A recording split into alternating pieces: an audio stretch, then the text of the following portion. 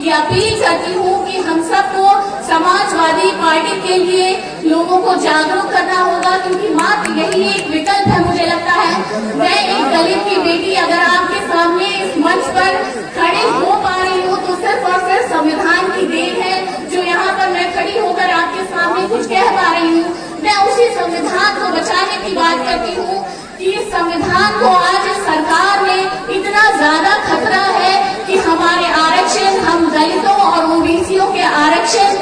उसी से निहित है। हमारे बच्चों का भविष्य, हमारा भविष्य और आने वाली हमारी पीढ़ी का भविष्य सिर्फ और सिर्फ संविधान में ही संरक्षित है। और इस समय अगर पूरे देश में मुझे लगता है संविधान को बचाने के लिए कोई नेता अगर लड़ रहा है, संघर्ष कर रहा है, तो वो सिर्फ और सिर्फ हमारे राष्ट्रीय अध्यक्ष माननीय अखिलेश यादव जी हैं। और हम सबको मुझे लगता है उनका साथ देना चाहिए और हम सबको बड़ी मजबूती से उनके साथ खड़ा होना चाहिए। जिस तरह से वो अपने दुश्मनों के सामने खड़े रहते हैं और हर आंसर, हर क्वेश्चन का जवाब देते हैं, मुझे लगता है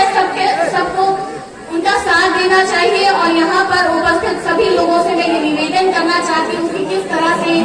हम सबको गांव-गांव जाकर, हर घर जाकर अपने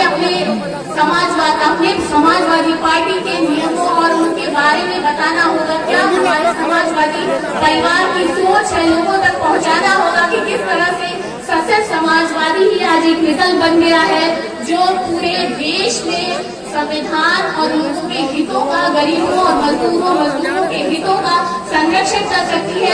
सिर्फ और सिर्फ समाजवादी पार्टी है। मैं मुबारकपुर में जब कार्यक्रम हो रहा था सम्मेलन विधायक जी, तो मैंने सांसद जी को ये कहते हुए सुना था कि हर विधानसभा में सांसद जी उन 4 बूथ प्रभारियों को, 4 या 5 सर आए, 5 उन 5 बूथ प्रभारियों को सिलेक्ट करेंगे और उन्हें पुरस्कृत करेंगे जो सबसे ज्यादा अपने बूथ पे वोट दिलाएगा। तो मैं बहुत उसके लिए आपको आश्वासन देती हूँ कि आपको मेन नगर में ये चुनना पड़ जाएगा कि वो 5 बूथ कौन से हैं, क्योंकि 5 नहीं, हम बहुत सारे बूथों पर पूरा वोट दिलाने वाले हैं और आपको 5 नहीं, 5 से बहुत अधिक लोगों को पुरस्कृत करना पड़ेगा मुझे लगता है। और पूरे मेन नगर में सभी बूथ प्रभारी, सभी सेक्टर प्रभारी पूरी तरह से समाजवादी पार्टी के लिए हमेशा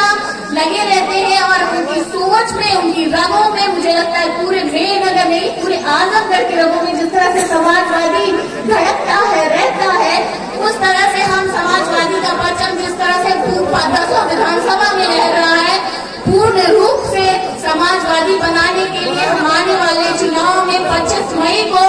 लोकसभा चुनाव में आदरणीय सांसद जी को हम वापस से एक बार दिल्ली भेजेंगे और अपनी आवाज, आजमगढ़ की आवाज और नई नगर की आवाज इतनी बुलंद करेंगे दिल्ली में कि वहाँ भी लोग समझ जाए कि नई नगर की एक विधानसभा है, आजमगढ़ एक लोकसभा है जहाँ पर हमारे सांसद जी, और मुझे लगता है कि पूरे देश में आपको आदरणीय धर्मेंद्र यादव जी से अच्छी आवाज, अच्छे वक्ता और अच्छे अपनी बात पहुंचाने का दिल्ली सरकार को इससे अच्छा रास्ता नहीं मिल सकता था। मैं बारंबार धन्यवाद करती हूँ अपने राष्ट्रीय अध्यक्ष आदरणीय अखिलेश यादव जी का कि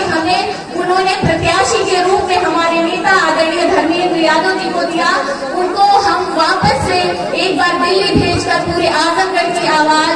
बुलंद करेंगे। मैं लोक गायिका राखी गौड़ जी का बहुत स्वागत करती हूँ जो गोपालपुर विधानसभा से आई है। सोनिया अंसारी जी का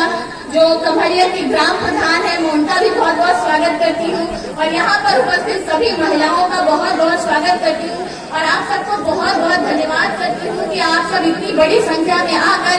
ये इतना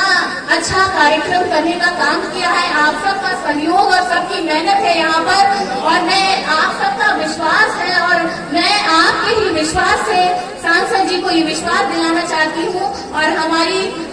माता भानुमती सरोज जी ने एक साइकिल दिया, वो मुझसे कह रही थी कि मैं ये साइकिल दे रही हूँ सांसद जी को दिल्ली पहुँचाने के लिए, तो सांसद जी जरूर दिल्ली पहुँचेंगे। 25 तारीख को हम इतने वोट देंगे कि वो पूरे दिल्ली पहुंच जाएंगे। और मैं आप सबका इन्हीं शब्दों के साथ, क्योंकि आप सब सांसद जी को सुनना चाहते हैं, हम सब यहाँ पर सांसद जी को ही सुनने आए हैं, तो मैं पूरा समय अपना सांसद जी को देती हूँ और एक बार मैं फिर से वापस से मेरे नगर की धरती में आप सभी नेताओं का स्वागत करती हूँ, अभिनंदन करती हूँ और सादर प्रणाम करती हूँ। बहुत बहुत धन्यवाद।